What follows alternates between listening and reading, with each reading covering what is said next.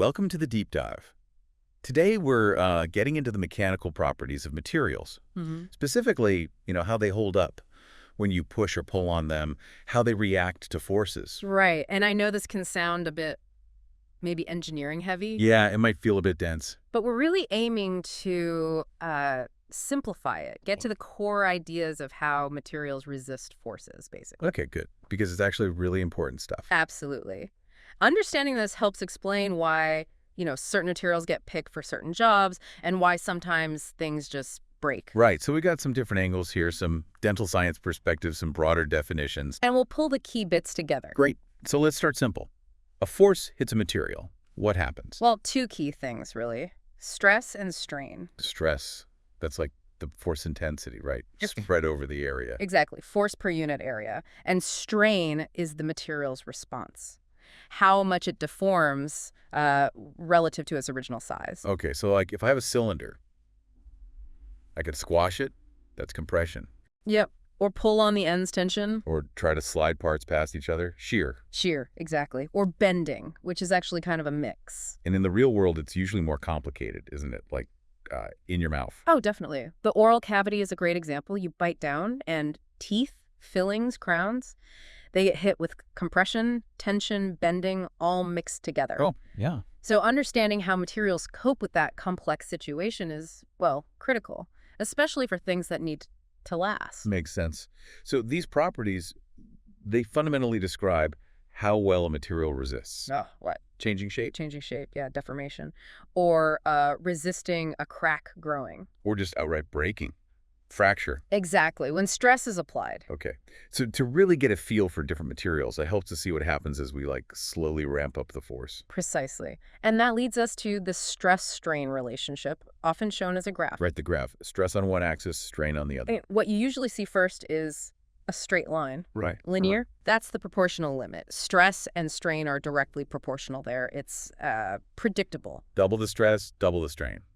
Nice and simple. And importantly, in this region, if you take the force away... It snaps back, like an elastic band. Exactly. That's the elastic region. It recovers its original shape, or almost entirely. We're talking Hooke's law territory here. Hooke's law, right, quantifies that direct relationship. Keep pulling, keep adding stress. No. Eventually, you go past that straight line. Okay.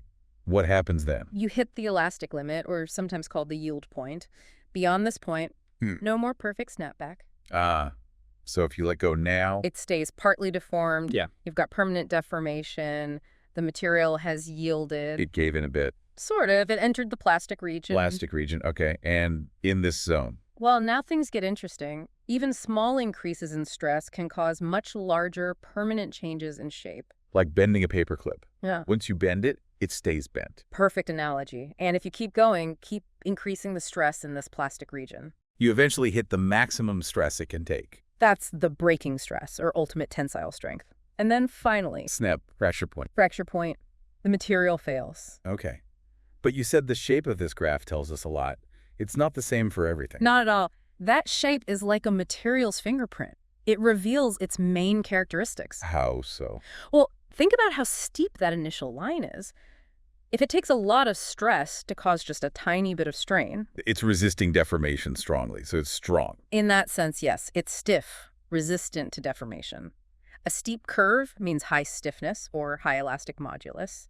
Conversely, a flatter curve means it strains easily, even with low stress. So weaker or maybe just less stiff? Less stiff, definitely. It deforms more readily under load. Okay, and this leads to those broader categories, right? Like ductile, brittle. Exactly. Ductile, brittle, and tough.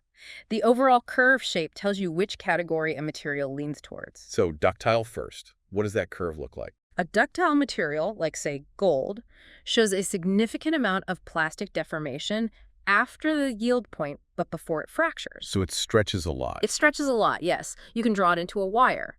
The stress-strain curve has a long, relatively flat region after yielding. It takes some force, but it keeps elongating quite a bit before breaking. Okay.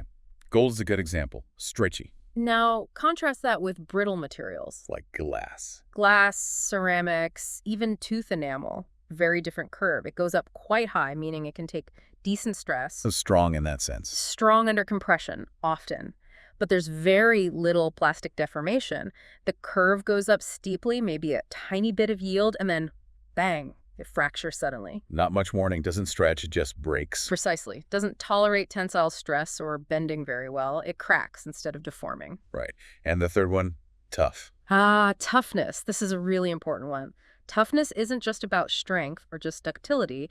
It's about the total energy a material can absorb before it fractures. Total energy. How does that show up on the graph? It's the entire area underneath the stress-strain curve, both the elastic part and the plastic part. So a tough material needs Yeah. high stress and significant strain. Yes, it can withstand high stresses, and it can also deform quite a bit, including plastically, before it finally breaks. It absorbs a lot of energy in the process. Example? Dentin. The layer under your tooth enamel, it's much tougher than enamel. It can take stress, deform a little plastically, absorbing energy, which helps prevent the tooth from just shattering. Interesting. So toughness is good for impacts, maybe. Yeah. Resisting cracks. Exactly. Resisting fracture, especially when there might be some deformation involved. Okay, that makes sense. Hmm. So we have these descriptions, but they're also specific terms, right? Hmm. Like elastic modulus. Right. Let's clarify some key terms. Elastic strain, that's the recoverable bit of deformation. The part that snaps back. Elastic modulus, or Young's modulus, measures stiffness. It's the ratio of stress to strain in that elastic region. High modulus means very stiff. Like ceramic is stiffer than, say, rubber. Much stiffer. Then, the proportional limit is that stress where the straight line ends and plastic deformation starts. The point of no return, kind of? Well, the point where permanent deformation begins, yeah. Resilience is related to the elastic energy, how much energy it absorbs and releases elastically, like a spring's bounciness. Okay. Yield strength is the stress needed to cause a specific small amount of permanent plastic strain, usually like 0.1 or 0.2%. A practical measure of when yielding really starts. Exactly. And plastic strain is just that permanent deformation that's left over. Got it. And toughness, we said, is the total energy. Total energy absorbed before fracture. Yep. Area under the whole curve. Fracture toughness is a bit more specific. It measures resistance to a crack growing. Okay, slightly different. Brittleness is basically the opposite of ductility, the tendency to fracture with little or no plastic deformation. Right. And ductility itself, how is that measured? Often as percent elongation.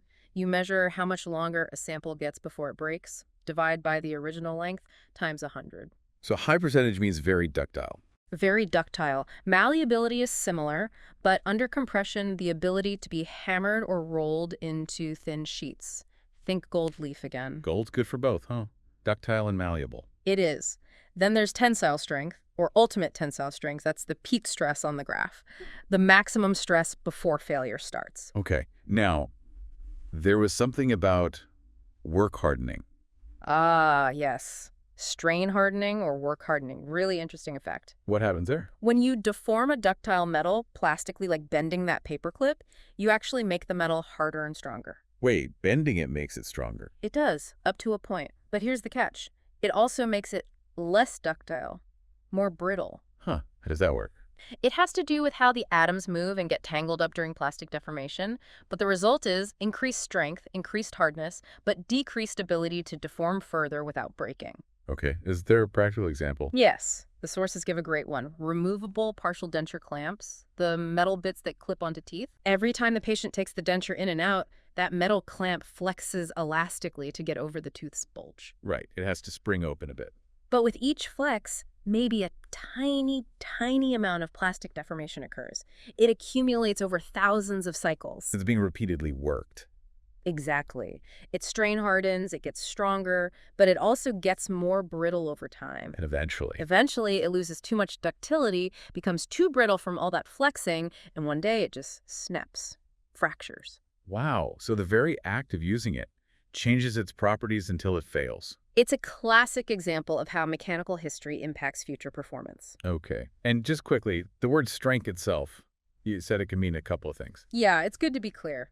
It can mean resistance to starting plastic deformation related to yield strength, or it can mean the stress right at fracture, the ultimate tensile strength. So need context to know which strong we mean. Usually, yes. Okay, so let's try to summarize the main material types then.